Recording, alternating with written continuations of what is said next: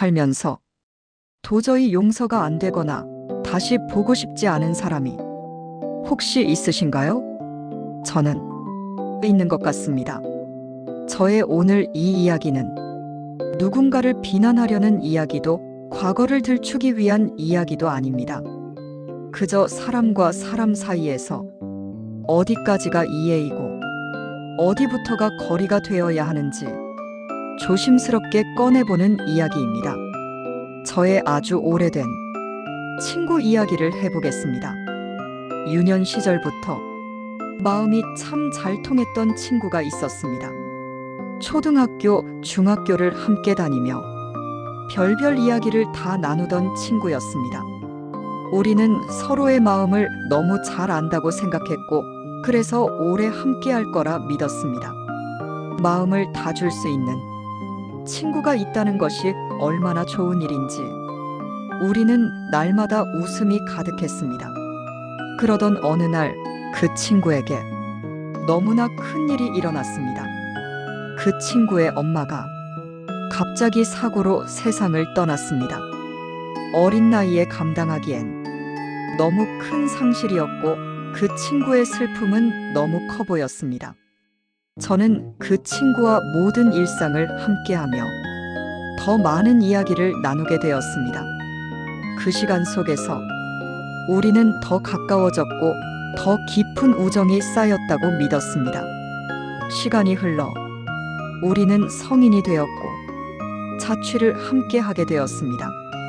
당시는 서로 형편이 넉넉하지 않았던 시절이라 매달 생활비를 똑같이 나누어 내며 살았습니다.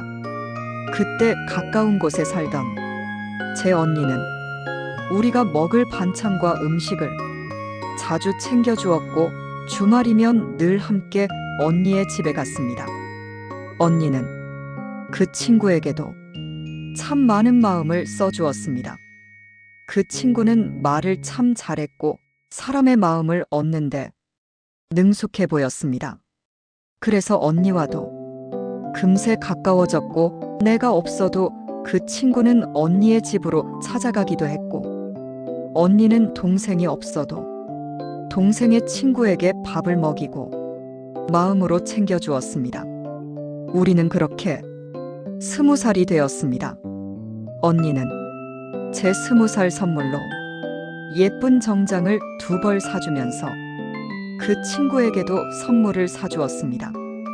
언니는 내게 분홍색 정장과 검은색 정장을 사주었는데 당시 넉넉하지 않았던 언니의 선물이 언니의 마음이라는 것을 알았기에 언니의 선물은 언니의 마음이었고 그래서 너무 고마웠고 너무 소중했습니다.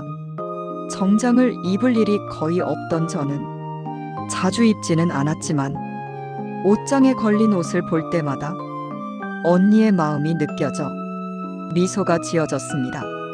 그런데 어느 날부터인가 제가 아끼던 티셔츠와 언니가 사준 정장의 스커트가 보이지 않기 시작했습니다. 몇 번이나 찾아봤지만 끝내 찾을 수 없었습니다. 친구에게 물어보았는데 친구의 대답은 잘 모르겠다며 잘 찾아보라는 말만 했습니다. 언니에게 너무 미안해.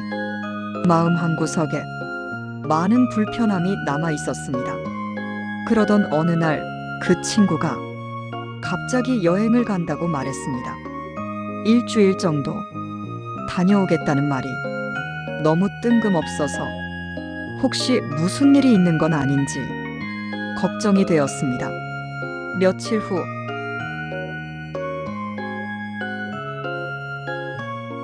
집주인 아주머니를 통해 그 친구가 여행이 아니라 병원에 입원 중이라는 사실을 알게 되었습니다.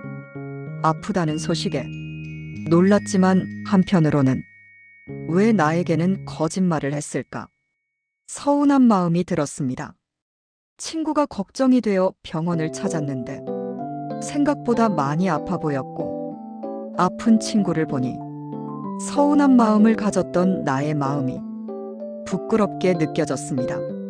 친구는 퇴원할 때 입을 옷을 가져다 달라고 했습니다. 병원에 가져다 줄 옷을 찾기 위해 친구의 서랍을 열었을 때 저는 말 그대로 멍해졌습니다. 친구가 사용하던 서랍 안에는 제가 그렇게 찾던 언니가 사준 옷과 내가 너무나 아끼던 티셔츠가 들어 있었습니다. 심지어 정장의 스커트는 제 사이즈가 아닌 그 친구의 사이즈로 수선까지 되어 있었습니다. 언니의 선물인 걸 뻔히 알고 있는 친구. 내가 그토록이나 애타게 찾는 것을 알고 있던 친구. 나는 설명할 수 없는 감정에 휩싸였습니다. 우리는 아주 오랜 시간을 친구였습니다. 그런데 왜 언니의 선물이라는 걸 알면서도 아무 말 없이 가져가 우리의 몸 사이즈가 다른데 자신의 사이즈로 수선까지 해 자신의 서랍에 숨겨두었을까요? 오랜 시간이 스쳐가면서 애타게 옷을 찾는 것을 보면서 마치 아무것도 모르는 것처럼 너무나 태연한 행동을 했던 그 아이에게 화보다 먼저 배신감이 밀려왔습니다. 그날 이후 친구라는 이름에 처음으로 금이 가기 시작했습니다. 그리고 그 균열은 점점 더 커졌습니다. 그 당시 저에게는 사귀던 남자친구가 있었습니다. 어느 날 이른 아침, 언니가 이전과는 전혀 다른 얼굴로 저를 찾아왔습니다. 지금까지 한 번도 저에게 화를 낸 적 없던 언니가 큰 소리로 화를 냈습니다. 왜 벌써 남자를 만나느냐? 당장 헤어져라. 는 말까지 했습니다. 알고 보니 그 친구는 언니에게 저와 제 남자친구에 대한 험담을 계속 전하고 있었습니다. 사실이 아닌 이야기들로 언니의 불안을 자극했고 언니는 큰 충격을 받은 상태였습니다. 그 친구는 자신의 언니도 분명 있었는데 왜 그랬을까? 정말 이해가 되지 않았습니다. 우리가 정말 오랜 시간 마음을 나누었다고 생각했는데 나의 남자친구에게 불편함이 있었다면 왜 나에게 먼저 말하지 않은 걸까? 우리가 그동안 지내온 시간이 너무나 어이없다는 생각에 밀려오는 슬픔에 눈물이 났습니다. 나에게는 아침마다 웃어주던 친구가 뒤에서는 그렇게나 엄청난 일을 하고 있었다니 더 이상 친구의 관계를 지속할 수 없겠다는 결론에 이르렀고 저는 함께 사는 것을 정리하겠다고 말했습니다. 당시 그 친구를 경제적으로 도와줄 수 있는 사람이 아무도 없어서 나는 내 몫의 보증금을 줄 수 있을 때 달라고 하고 언니의 집으로 짐을 옮겼습니다.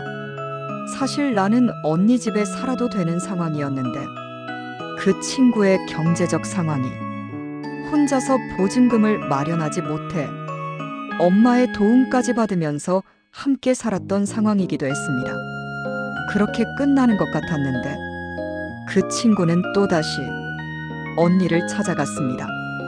해선 안 될 말들을, 친구라면 참아야 하는 말들을 더 깊이, 더 교묘하게 전했고 언변이 좋았던 그 친구의 말에 언니는 또 한 번 흔들렸습니다.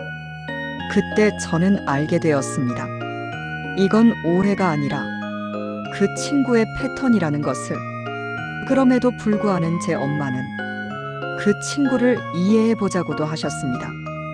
보호받아야 하는 너무 어린 시절, 엄마의 죽음과 아버지의 여러 번의 재혼과 가난한 현실 속에서 받은 상처가 그 친구의 마음을 가난하게 했을지도 모른다시며 당신이 조금 더 관심을 가지고 사랑해주겠다고도 하셨습니다. 그리고 저에게도 어렵겠지만 친구이니 조금만 이해를 해보자고 하셨습니다. 엄마의 그 말이 마음이 너무 아팠습니다. 하지만 제 엄마의 이해와 기다림은 그 친구의 행동을 바꾸지 못했습니다. 그 친구는 여전히 겉과 속이 달랐고 점점 더 자신의 놀라운 언변을 통해 자신을 변론하기 일쑤였고 사람들은 여전히 그 말에 잘 속았습니다. 심지어 제 엄마마저도 그 친구의 말에 설득되곤 했습니다. 우리는 결국 각자의 길로 가게 되었습니다. 고향이 동양이다 보니 살면서 가끔 그 친구의 소식을 전해 듣기도 합니다. 우리에게 같은 인연의 친구들이 있다 보니 인연이 끝나지 않아 보이기도 합니다만, 하지만 저는 그 친구를 용서하고 싶지도 다시 보고 싶지도 않습니다. 그리고 그 마음을 더 이상 부정하지 않기로 했습니다. 우리는 살면서 좋은 사람만 만날 수는 없습니다. 가끔은 아무리 노력해도 이해할 수 없는 사람을 만나게 됩니다. 그리고 사람과의 관계에 금이 가기 시작하면 그 관계를 다시 회복하는 일은 생각보다 훨씬 어렵습니다. 그래서 저는 이렇게 결론을 내려봅니다. 불편한 사람과 계속 마음을 다치며 사는 것보다 각자의 길을 가는 것이 더 건강할 수도 있다. 사람은 쉽게 변하지 않습니다. 그래서 거리를 두는 선택은 도망이 아니라 자기 보호일 수 있습니다. 용서하지 않아도 괜찮고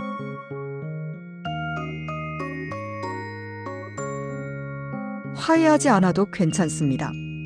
다만 그 선택이 미움이 아니라 나를 지키는 선택이기를 바랍니다. 분명한 사실 하나는 불편한 사람보다 좋은 사람이 훨씬 많다는 것입니다. 그리고 우리는 그 좋은 사람들과 좋은 시간을 나누며 살아갈 권리가 있습니다. 오늘 이 이야기가 누군가에게는 묵혀두었던 마음을 조금 내려놓는 계기가 되길 바랍니다. 살면서 모든 사람을 이해할 필요는 없습니다. 그러나 나 자신을 잘 지켜주며 살아가야 합니다.